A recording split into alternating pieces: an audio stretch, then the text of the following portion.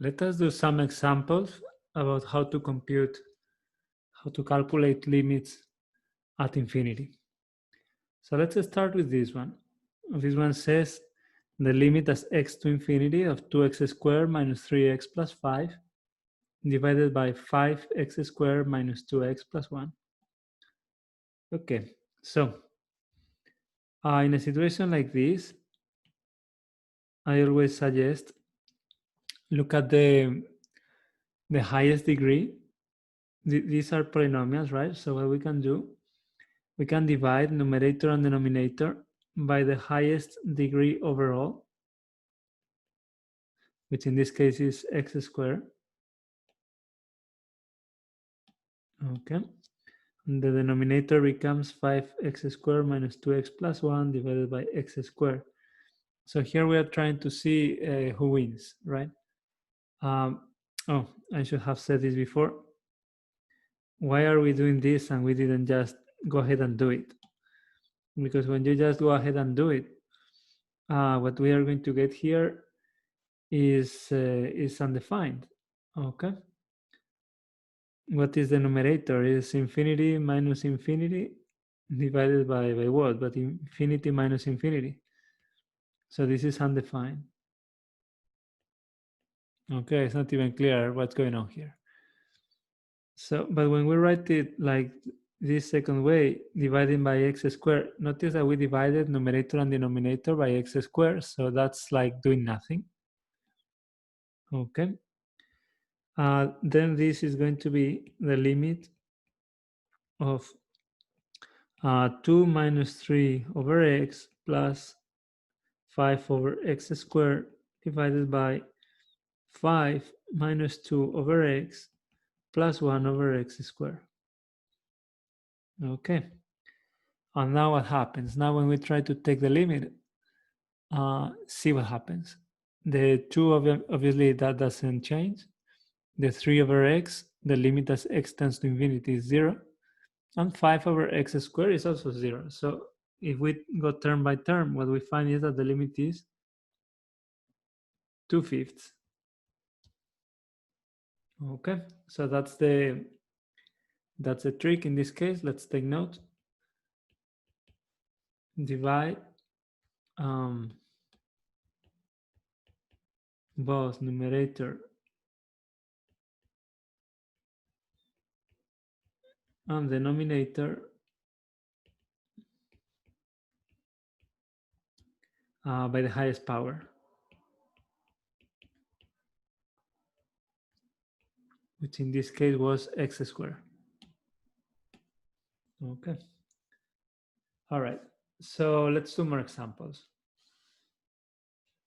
Let's compute now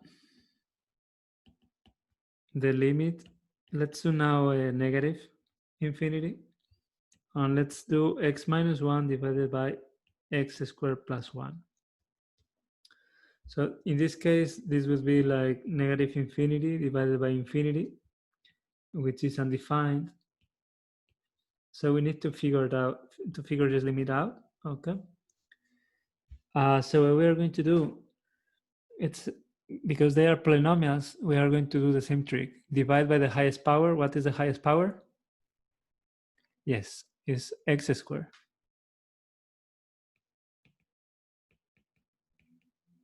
So let's divide by x squared. And what do we get? So this is the limit. X tends to negative infinity. 1 over x minus 1 over x squared divided by 1 plus 1 over x squared. And now when we compute this limit, the numerator is 1 over negative infinity. That is going to be 0. And then 1 over x squared, 1 over infinity is 0 also. But the denominator tends to 1. So this is 0 divided by 1, which is 0. So the limit was 0 in this case. Okay. Let's do a few more. Let's do one more complicated. So let's say the limit as x tends to negative infinity. Let's create some space of the square root of x squared plus 1 divided by 4x plus 7. Okay, and let's see what happens here. So in this case, we have a square root, right? So we need to figure out what's the highest power. In this case, x squared looks like the highest power, but actually it's the square root of x squared. So the square root of x squared is the absolute value of x, okay? Because if I want the negative, I need to write the minus there. But since I didn't, if I take the square root of minus 4 squared, that's the square root of 16, that gives me back 4, which is the absolute value of 4. Remember the absolute value, the definition was x if x was bigger or equal than 0, or negative x if x was negative. Just flipping the sign if it was negative.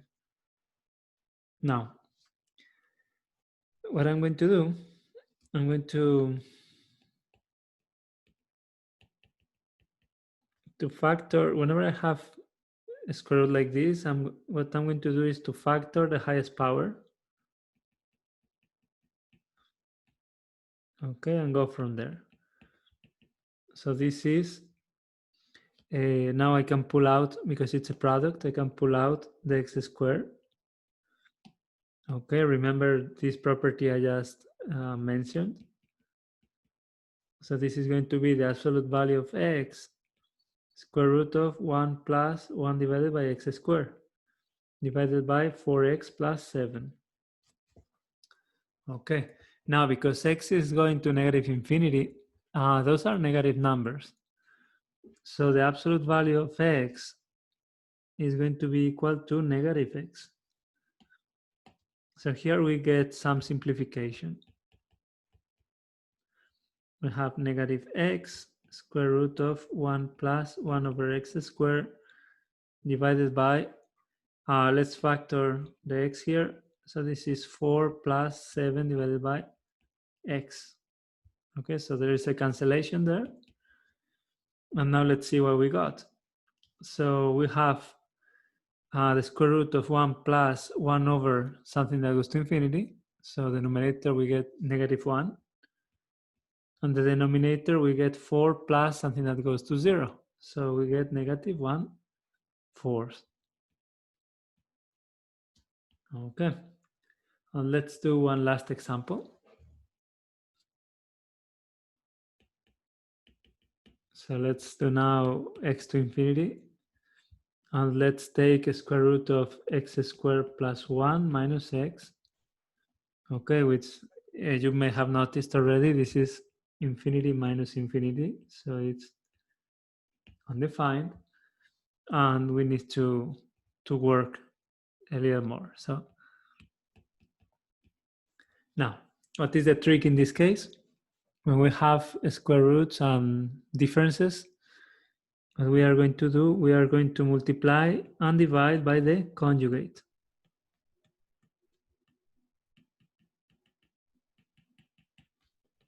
Okay, we multiply and divide so that we don't change the limit.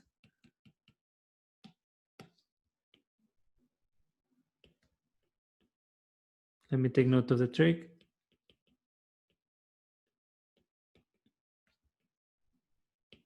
Multiply and divide by the conjugate. Okay. Why do we do that? Because when we do that, then in the numerator we have sometimes a difference. So that's the square root to the power 2 minus x squared divided by the square root of x squared plus 1 plus x. All right. So then this is the limit of x squared plus 1 minus x squared divided by square root of x squared plus 1 plus x. And the x squares cancel out. And now notice the numerator is always 1, and the denominator is ever growing, is going to infinity. So then the resulting limit is going to be 0.